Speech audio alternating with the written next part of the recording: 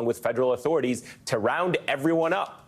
And when Harris attacked Trump for being a laughingstock among world and military leaders, look at who Trump cited in his defense. Let me just say about world leaders.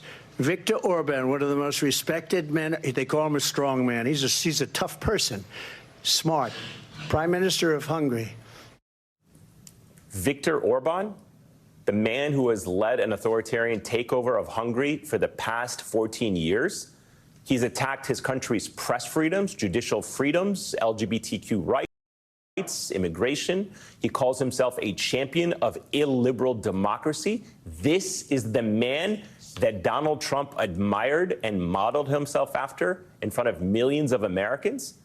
And it's not just modern-day authoritarians that we can look to for warning signs. When Trump uses certain phrases, calling political enemies vermin, claiming that immigrants are poisoning the blood of our country, and his running mate now claiming that Haitian immigrants are spreading diseases, we know where that rhetoric comes from. I mean, just take a look at what the U.S. Holocaust Museum says about Nazi propaganda in the 20th century. It often portrayed people persecuted by the regime as vermin, parasites, or diseases. Nazi ideology focused on the idea that Germany's racial purity was under attack from the blood of weaker peoples. And Nazi propaganda often depicted Jews, political opponents, and others as parasites that threatened the overall health of Germany. It is the same rhetoric. All the warning signs are here for us to see. He didn't tone it down for the large mainstream audience. He wants us all to know what is coming if he is reelected. Joining me now to discuss this, Hayes Brown, writer and editor at MSNBC Daily, Kim Lane Shepley, an expert on authoritarianism and professor of sociology and international affairs at Princeton, and Rick Wilson, co-founder of the Lincoln Project and author of Running Against the Devil, a plot to save America from Trump and the Democrats from themselves. Hayes, I'll start with you. This was not a random speech in Howell, Michigan, to his base or the most extreme part of his base. It was not an online Twitter thing with Elon Musk where the system kept crashing. This was national TV broadcast to 67 million Americans and tens of millions of people around the world. That's where he chose to deliver this unified message that I just went through. Yeah, I think that what Trump is doing is, honestly, he's just acting on instinct at this point. We know that his debate prep is not really debate prep. It's really just him sitting around with advisors and kind of floating ideas and kicking around the things that he would want to say to attack Harris on. The line about about eating cats and dogs in Springfield, that was supposed to be sort of a bait and switch where he turns it around on Harris to talk about immigration. And that is, I think, at the core of so much of what he is trying to do here.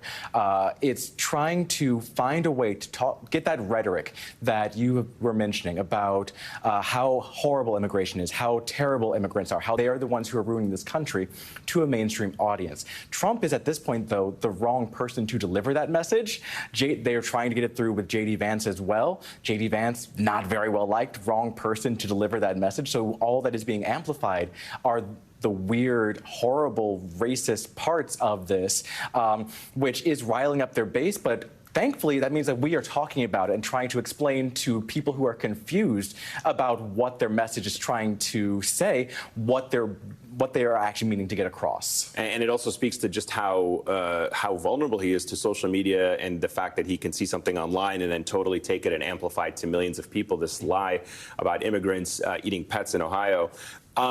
Professor Greg Sargent wrote a piece in the New Republic called Trump's Slow Burn Authoritarianism. He argues that should Trump win office and consolidate power, he may do it quietly. Sargent writes, in its targeting of internal enemies and its efforts to carry out revolutionary changes via far-right governance, it could end up being much less dramatic, visible, or splashy, but at the same time extremely insidious, difficult to track, and very challenging to mobilize against, like a sustained legal and bureaucratic harassment. Do you see it that way in your area of expertise studying authoritarianism? Do you agree that it would play out like this? Is this part of Viktor Orban's playbook, this 14-year takeover of the American government? Exactly. So I think we have to see that sort of authoritarianism runs on two tracks. And one track is the rhetoric that you've just been discussing. And the other track is the kind of infrastructure that locks in power for a very long time. And one of the significant factors about Trump mentioning Orban is that it's not just that they have a mutual fan club and Orban's already endorsed Trump for president, but that Orban is actually working with the Heritage Foundation, which has created that Project 2025 report that we know is sort of the foundation of Trump's policies for when he gets elected. The crucial thing, though, is that the way that Orban took over when he came to power in 2010 was by firing lots of civil servants and then replacing them with his own people. And that's exactly the same plan you see in the Heritage Report. So when Trump mentions Orban, I wouldn't say that it's just a matter of birds of a feather ideologically, but it's also that actually the Trump people are learning from the Orban playbook about how to lock in power in that unsplashy way, but that's the thing that keeps them there.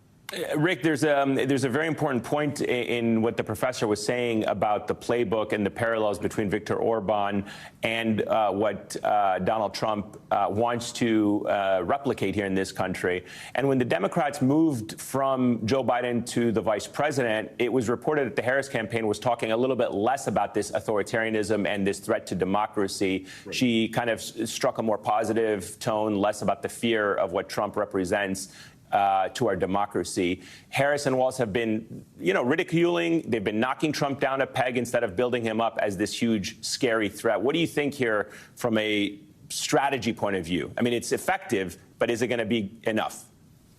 One of the things that you have to do with authoritarians, and we do this a lot at the Lincoln Project, is to mock them, is to belittle them, is to be in their heads, in their faces. Let the bully know you're not afraid. Because they really have depended, and the behavior of the entire Republican Party today is because Trump has bullied them.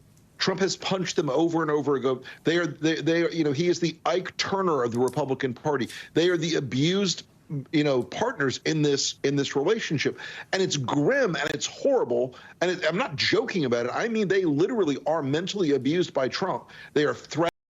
They are in terror of him all the time. So when you're out there making a case against authoritarianism, the mockery that Harris and Walz and other folks in the pro-democracy side are bringing, it's important. But you do, I think, still have to make the case about the level of threat that Donald Trump presents to the future of this country. You do have to make the case that this authoritarianism that has become so admired and so desired on the right in this country today is not conservative. It is radical. And while my friend Greg's piece is excellent, I think that even if it's a slow burn, even if it's a grind, you will see the impact of that so quickly on the broader parts of society, because Trump has told us what he will do. He will go after his political opponents. He will try to imprison his enemies. He will liberate from prison the January 6th terrorists. He's told us what he'll do.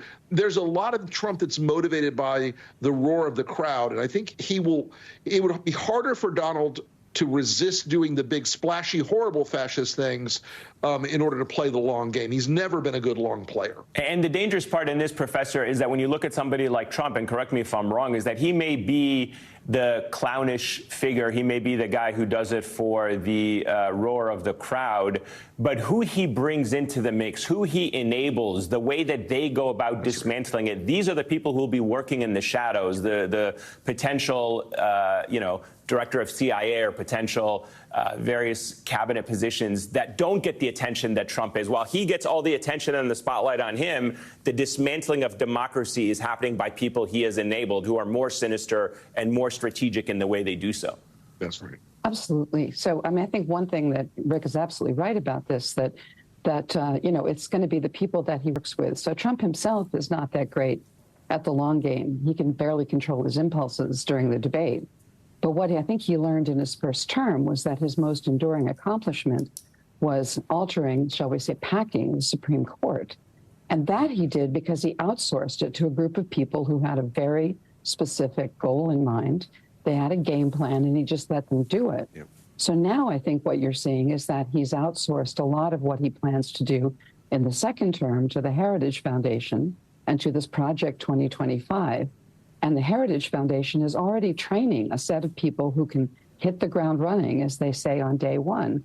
one thing about firing civil servants on day one and replacing them with your own people is that our Constitution has a mechanism for ensuring that the people in power are responsible, and that is advice and consent of the Senate for all the key positions.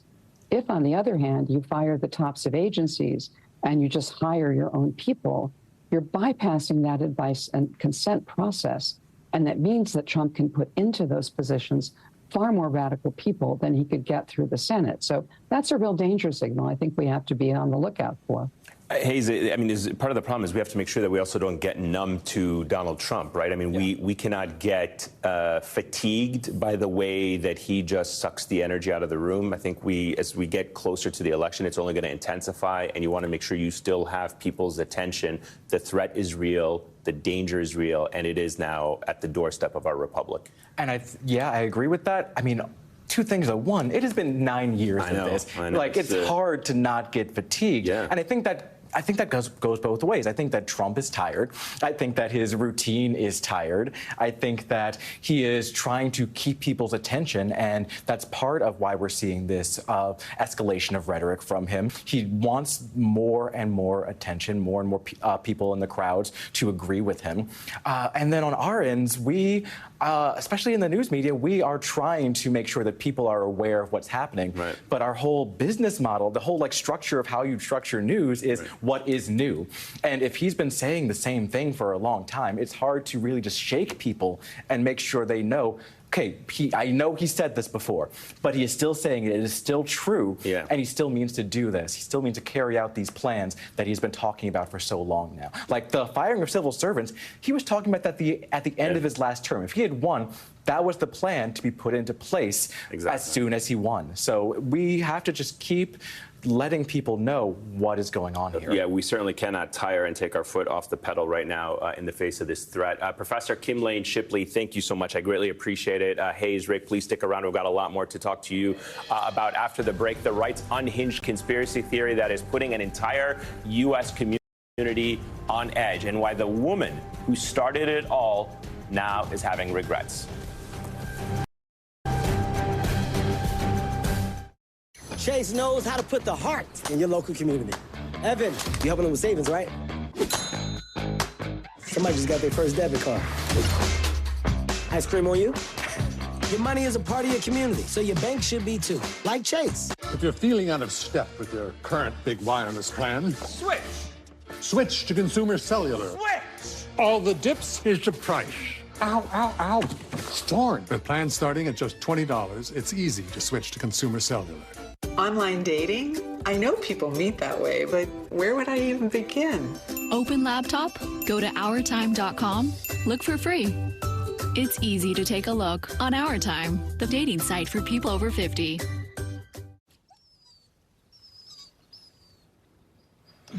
It's time. Yes, the time has come for a fresh approach to dog food.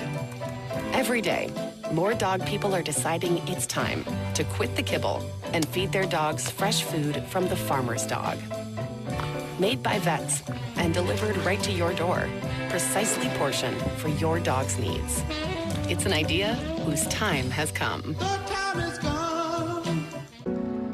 Step into the world of Goriana, where every hour is golden hour. Created where the sun meets the sea. Yours to layer